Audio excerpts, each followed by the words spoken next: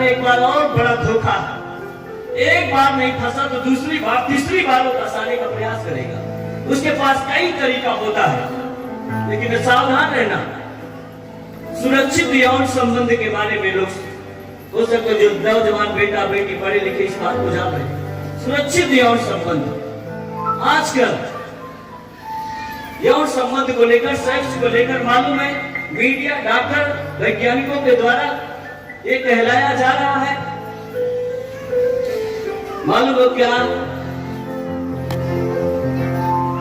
शैतान कह रहा है अनचाहे गर्भ को ठहराने के लिए आप गर्भ निरोधक या कंडोम का आप इस्तेमाल करिए। एक रबर की वस्तु होती है, उसका इस्तेमाल करो जिससे वीर को अंदर जाने से रोका जा सके।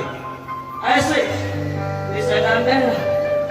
और मालूम है आज बहुत जगहों पे महिलाओं और पुरुषों के सार्वजनिक शौचालय में कंडोम बेचने वाली मशीनें भी लगा दी गई है। बगैर शर्म के मशीनें लगाई जाती है। आज बहुत देशों में सरकार तो ये भी अलाउ कर दिया 13 साल के 12 साल के बच्चों को, 13 साल के बच्चों को, क्या बुजुर्गों को तो गर्भ निरोधक कंडोम को क्या है बेच रही हो, कह रही अनचाहे गर्भ नहीं करेगा, खूब मजा करो। ऐसे गलत मानसिकता का शिकार नौजवान बेटा बेटी कहीं न कहीं इन सारी चीजों को पैकेट में लेकर घूमते हैं। सुनिए मेरी बात को, उनकी जिंदगी कहां पे जा रही है?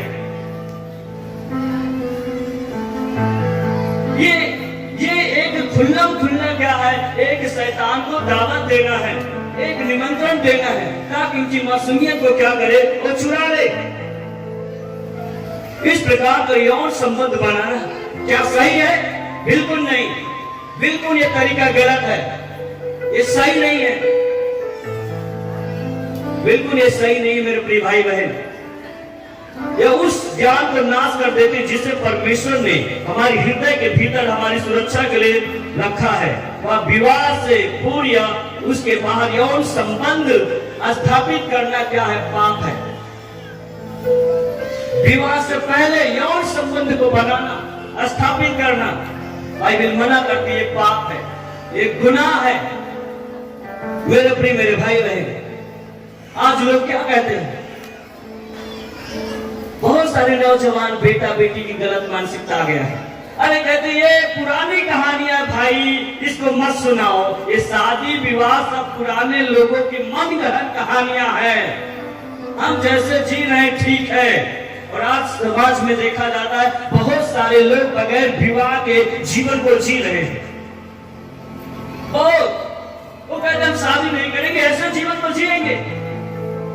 बगैर शादी विवाह किए वो जीवन को जी रहे हैं, चाहे लड़का हो चाहे लड़की हो, वो कहीं न कहीं पाप में फंस चुका। वो जिम्मेवार व्यक्ति नहीं है, वो जिम्मेवार वो लड़की और लड़का नहीं है। वो अपने जीवन में आनंद लेना चाहता है कि मैं जो पैसा कमाऊं उस पर मेरा हक रहे, पत्नी का बच्चों का हक न रहे। यदि शादी कर लूंगा पत्नी का बच्चों का हक हो जाएगा और मेरी जो स्वतंत्रता है वो कम हो जाएगी, मैं सही से जी नहीं पाऊंगा। सुनिए मेरी बात, ये गलत मानसिकता शैतान दे दिया है, वो जिम्मेवार नहीं है। ऐसा सोच रखने वाला व्यक्ति कहीं न कहीं वो पाप का शिकार हो गया है। वो पाप का अर्थ नहीं समझ पा रहा है, पाप का मतलब नहीं समझ पा रहा है। पाप का मतलब यह है कि एक स्थान से दूसरे स्थान पर हट जाना, अपने स्थान पे ना होना, वो गलत जगह पे चला गया। मेरे प्रिय मेरे भाई बहन, यदि आप इस बात को अगर देखें तो आप चूक गए हैं। ऐसा सोच रखकर, ऐसा विचार रखकर कहीं न कहीं हम चूक गए हैं।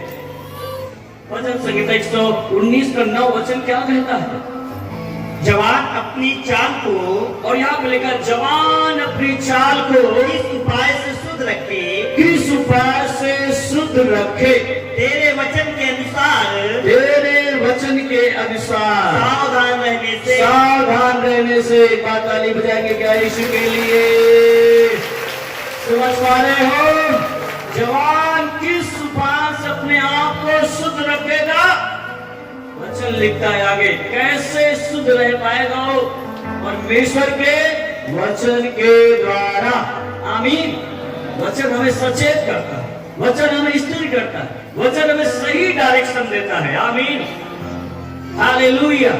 ओ यीशु मसीह की, ओ यीशु मसीह की। एक और मैं बात को बोलना चाहूंगा। आज बहुत सारे युवा लोगों का सवाल है, युवतियों को सवाल है, हस्त मैथुन करना क्या पाप है? ऐसे सवाल करते हैं। मेरे प्रिय मेरे भाई बहन, ये एक क्या है, बाइबल में तो ऐसा लिखा नहीं गया है कि हस्त मैथुन करना पाप है, लेकिन आप सोचे, ये परमेश्वर के आचरण के बिल्कुल विरोध में है, विपरीत है। हस्त मैथुन करना ये शारीरिक कमजोरी हो जाना, और कहीं न कहीं अपने जीवन के साथ में जो एक रिश्ता है उसमें तनाव आ जाता है, उसमें झगड़े आ जाता है। एक बहन ने क्या सलाह दिया मालूम है? एक मसीह बहन, उसको युवा अवस्था में सलाह क्या दिया गया मालूम है? अगर आपको नींद ना आती हो तो एक गिलास शराब पिए और हस्त मैथुन करे तो अच्छी नींद आ जाएगी। और ऐसी गलत सलाह देने वाले का जीवन बर्बाद हो गया गलत सलाह के द्वारा। ये एकदम बिल्कुल तरीका सही नहीं है मेरे प्रिय मेरे भाई बहन।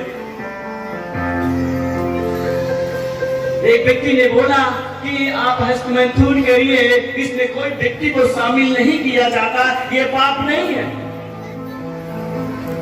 ये पाप नहीं है। लेकिन परमेश्वर के वचन में क्या लिखा है? यहूदा के पुत्र जो ओनान था, दूसरा जो पुत्र था, उसने क्या किया मालूम है? परमेश्वर ने उसको मार डाला था, क्योंकि उसने अपने वीर को भूमि पर गिरा दिया था, नष्ट किया था। कितना बाइबल कितना इन बरीकी चीजों को बता रही मेरे प्रिय। वो अपने स्वार्थ के लिए कि गर्भ न रहे, और परमेश्वर ने ऐसा जो घिनौना काम किया, परमेश्वर से क्या किया? मार डाला। अगर आज परमेश्वर हमें स्वतंत्र किया, आजाद किया, तो इसका मतलब नहीं कि हम मनमानी जीवन को जिए। ये ठीक नहीं है मेरे प्रिय। आप सोच सकते हो कि ये जो प्रतिक्रिया है, क्या ये परमेश्वर का स्वभाव है? क्या ये परमेश्वर का आचरण है? नहीं, उसके स्वभाव उसके आचरण के बिल्कुल ये विपरीत है, ये गलत है।